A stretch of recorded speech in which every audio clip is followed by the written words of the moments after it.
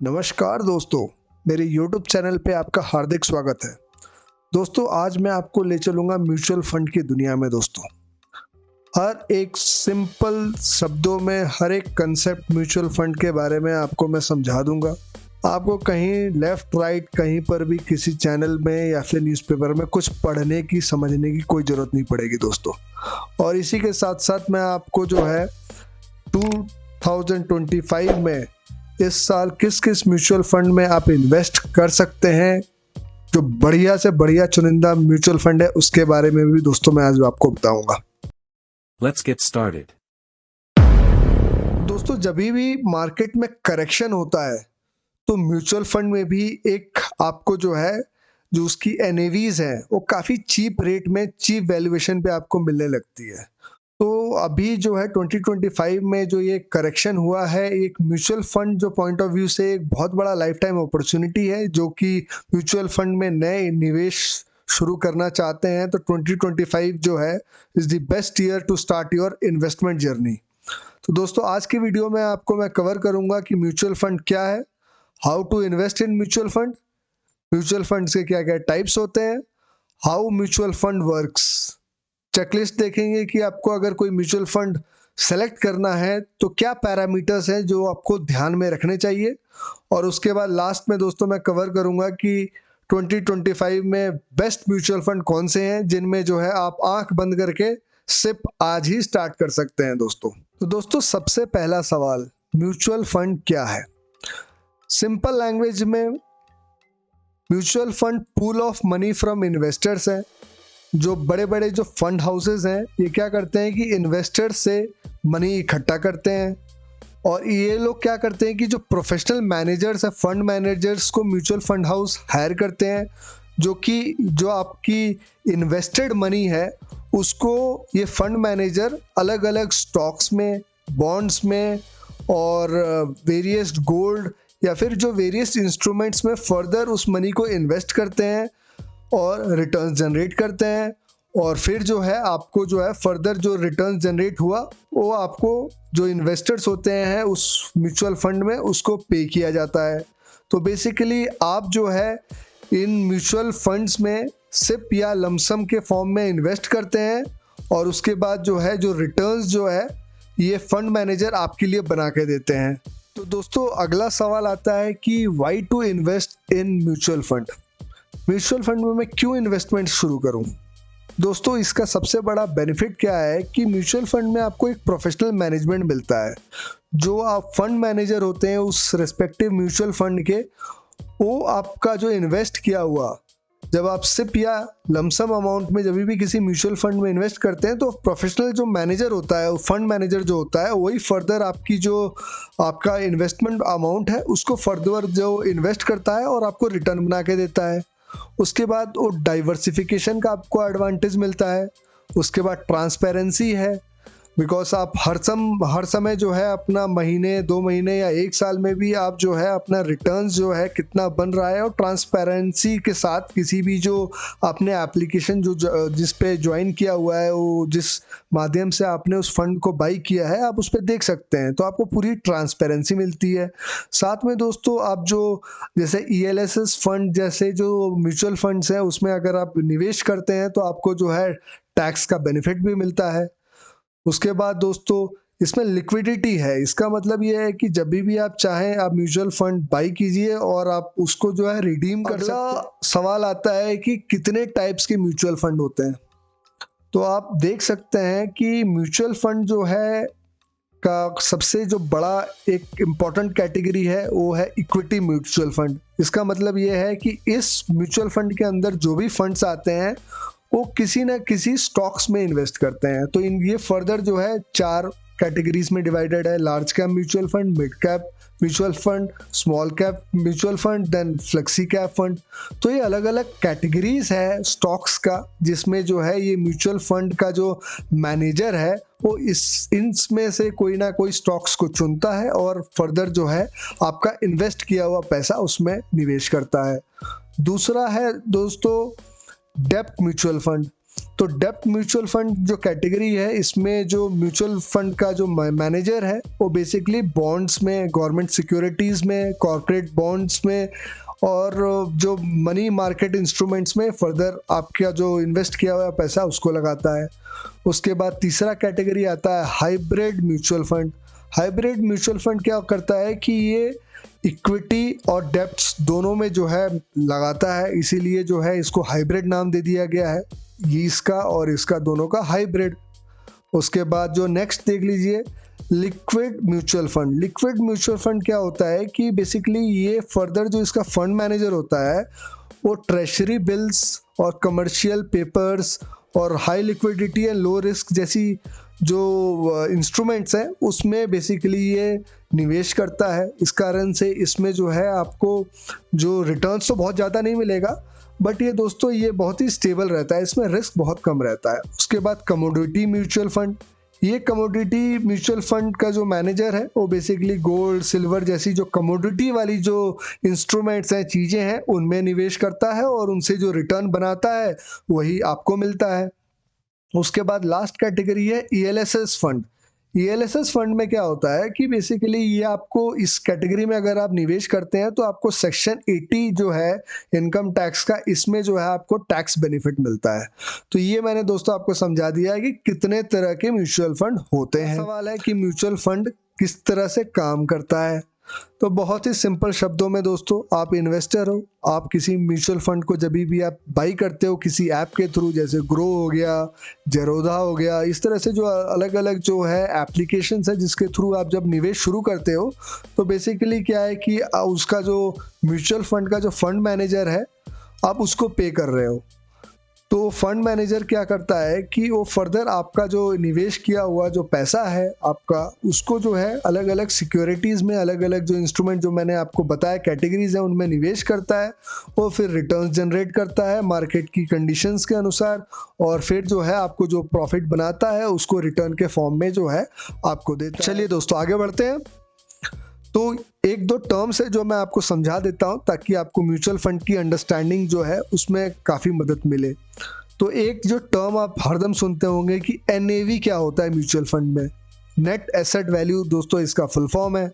और अगर मैं तीनों जो म्यूचुअल फंड, ईटीएफ और स्टॉक्स के बीच में अगर कंपैरिजन करके आपको समझाऊं तो आप समझ लीजिए कि जिस तरह से एक स्टॉक होता है वो रियल टाइम में ट्रेड होता है, उसका एक पैसा होता है कि एक अमाउंट है कि आपको, जैसे फॉर एग्जांपल जो है एसबीआई का जो अभी स्टॉक है करीब करीब 800 रुपये के आसपास चल रहा है।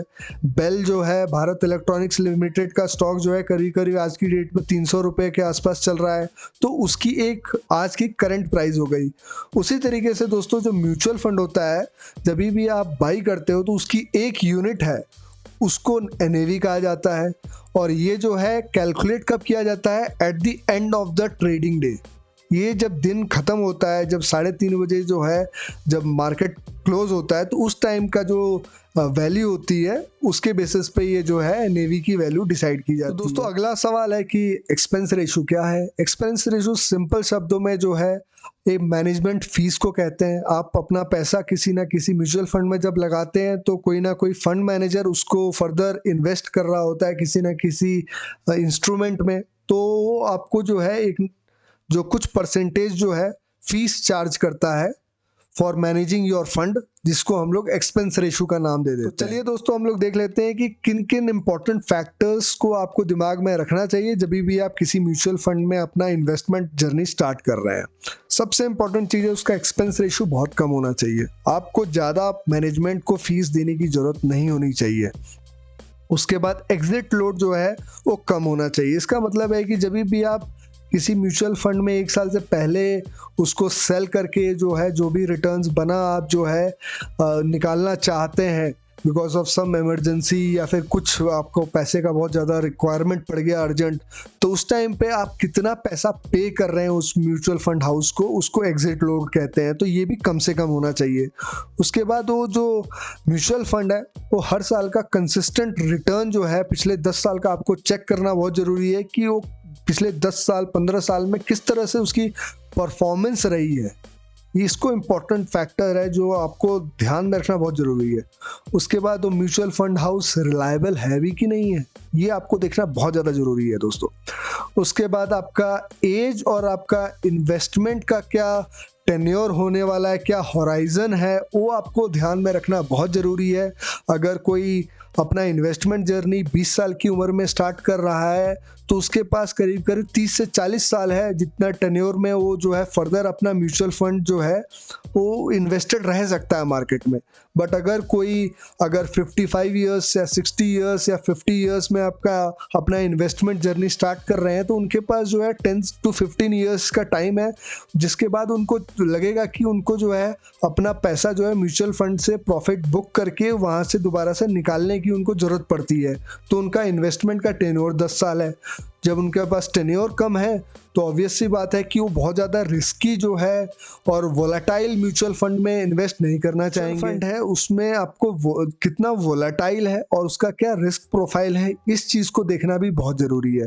तो ये दोस्तों मैंने आपको बता दिए कि कौन कौन से इंपॉर्टेंट फैक्टर्स हैं जो कि आपको ध्यान में रखने बहुत ज़रूरी है। दोस्तों अभी कौन कौन से जो हैं अभी एक अच्छे वैल्यूएशन पे आपको मिल रहे हैं जिसमें आप इन्वेस्टमेंट स्टार्ट कर सकते हैं। दोस्तों 2025 जो है, जो अगर नए इन्वेस्टर्स हैं जो म्यूचुअल फंड में अभी अपना पोजीशन बिल्ड करना चाहते हैं, स्टार्ट करना चाहते हैं, तो एक बहुत ही अच्छा लाइफ टाइम अपॉर्चुनिटी जो है मार्केट ने आपको दिया है। आपको जो है म्यूचुअल फंड स्टार्ट करने के लिए आपके पास जो है मल्टीपल ऑप्शंस आप देख सकते हैं। अगर आप लार्ज कैप म्यूचुअल फंड में अगर इन्वेस्ट करना चाहते हैं या मिड कैप में करना चाहते हैं या फिर टैक्स सेविंग फंड में करना चाहते हैं या फिर मिड कैप में ही सिर्फ करना चाहते हैं और फ्लेक्सी कैप और स्मॉल कैप म्यूचुअल फंड, ये कैटेगरीज हैं दोस्तों जिसमें आप अपने जो है पोर्टफोलियो छोटी छोटी जो आपकी सिप्स हैं स्टार्ट कर सकते हैं। दोस्तों इस कैटेगरी में जो है अच्छे जो दोस्तों पसंदीदा जो म्यूचुअल फंड है जिसमें आप जो है अपना सिप के माध्यम से छोटी छोटी जो क्वांटिटीज़ में स्टार्ट कर सकते हैं। वो आप अगर लार्ज कैप म्यूचुअल फंड में देखें तो निपॉन इंडिया का जो है लार्ज कैप म्यूचुअल फंड जो है ज़बरदस्त है, बहुत अच्छा है। एक HDFC फंड BSE सेंसेक्स, ये भी अच्छा है काफ़ी। इसमें एक्सपेंस रेशियो बहुत ही कम है दोस्तों, बट इसमें रिस्क भी दोस्तों बहुत कम है। ग्रोथ बहुत स्ट्रॉन्ग नहीं होगा बट ये आपको जो है बहुत ही एक स्टेबल टाइप का जो है आपको रिटर्न देगा। उसके बाद लार्ज मिड कैप कैटेगरी में Kotak equity opportunity fund direct growth है, इसमें आप जो है अपना सिप स्टार्ट कर सकते हैं। उसके बाद जो टैक्स सेविंग फंड्स है उसमें पराग पारिक का जो ELSS tax saver fund direct growth है, इसमें आप अपनी पोजीशन बिल्ड कर सकते हैं। उसके बाद SBI का long term equity fund direct plan growth जो है, ये भी एक अच्छा और बहुत ही अच्छी रेटिंग का बहुत ही ज़बरदस्त म्यूचुअल फंड है जिसमें आप जो है दोस्तों अपनी पोजीशन जो है अपना आप स्टार्ट कर सकते हैं इसको 2025 में। उसके बाद मिड कैप कैटेगरी में जो है दोस्तों मोतीलाल ओसवाल का जो है मिड कैप फंड है। उसके बाद फ्लेक्सी कैप दोस्तों, ये one of the my favourite जो कैटेगरी है, ये हरदम से मेरी फेवरेट कैटेगरी रही है जिसमें आपको हरदम जो है इसमें तो आपको म्यूचुअल फंड में निवेश करना ही करना चाहिए। क्योंकि फ्लेक्सी कैप में क्या होता है कि जो फंड मैनेजर है उसके पास ऑप्शंस होते हैं कि बहुत सारे जो स्टॉक्स हैं जो उसकी पोर्टफोलियो का एक हिस्सा होते हैं जो कि एक large mid and small cap की कॉम्बिनेशन से पूरा एक बनाया जाता है एक पोर्टफोलियो का बास्केट, जिसमें जो है फंड मैनेजर के पास ऑप्शंस होते हैं कि उसमें जो है प्ले आउट कर सकता है। अनलाइक कि जैसे अगर small cap mutual fund category है तो फंड मैनेजर जो है स्मॉल कैप कैटेगरी के म्यूचुअल जो स्टॉक्स हैं उसी को जो है उस बास्केट का हिस्सा रहते हैं। तो इसी कारण से दोस्तों स्मॉल कैप कैटेगरी जो है इसमें जो बहुत ही ज़्यादा वोलेटाइल होता है दोस्तों, but as compare to that flexi cap mutual fund एक अच्छा रिटर्न भी देता है, साथ ही साथ जो है उतना वोलेटाइल नहीं है और ये लॉन्ग टर्म में बहुत ही ज़बरदस्त जो है आपको रिटर्न प्रोवाइड करने की कैपेबिलिटी रखता है। जिसमें एक एवरग्रीन जो आप म्यूचुअल फंड अगर देखें तो पराग पारिक का जो फ्लेक्सी कैप डायरेक्ट ग्रोथ वाला जो म्यूचुअल फंड है ये एक बहुत ही ज़बरदस्त है जो कि मेरा पर्सनल फेवरेट है। इसमें मैंने अपना पोजीशन काफ़ी दिनों से काफ़ी सालों से बिल्ड कर रखा है, बहुत अच्छा है, ये एक स्टेबल और अच्छा प्रोवाइड करता है। उसके बाद आप दोस्तों अगर आप देखें कि HDFC फ्लेक्सी कैप जो फंड है डायरेक्ट ग्रोथ का, इसमें भी दोस्तों आप अपना जो है पोजीशन बिल्ड कर सकते हैं। बहुत ये भी बहुत ही अच्छा इस कैटेगरी का जो है म्यूचुअल फंड है दोस्तों। तो दोस्तों इसी के साथ हम इस वीडियो के एंड में आ गए हैं।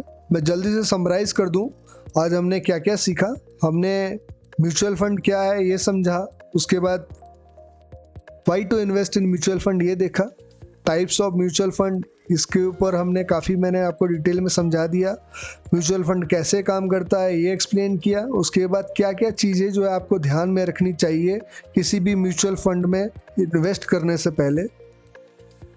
Mutual fund to invest in 2025 ये मैंने आपको एक्सप्लेन कर दिया। दोस्तों इसी के साथ आज का मैं वीडियो समाप्त करता हूँ। मेरे लेटेस्ट वीडियो का लिंक मैंने वीडियो के डिस्क्रिप्शन में ऐड कर दिया है, ज़रूर जाके देखें। वीडियो से कुछ सीखने को मिला हो तो please don't forget to like, subscribe and share with your friends. मेरे फ्री टेलीग्राम चैनल ज़रूर ज्वाइन कर लीजिए फॉर टाइमली मार्केट अपडेट्स। अपने क्वेश्चंस आप कमेंट सेक्शन में पोस्ट कीजिए। मिलते हैं नए वीडियो में। टिल देन टेक केयर, जय हिंद।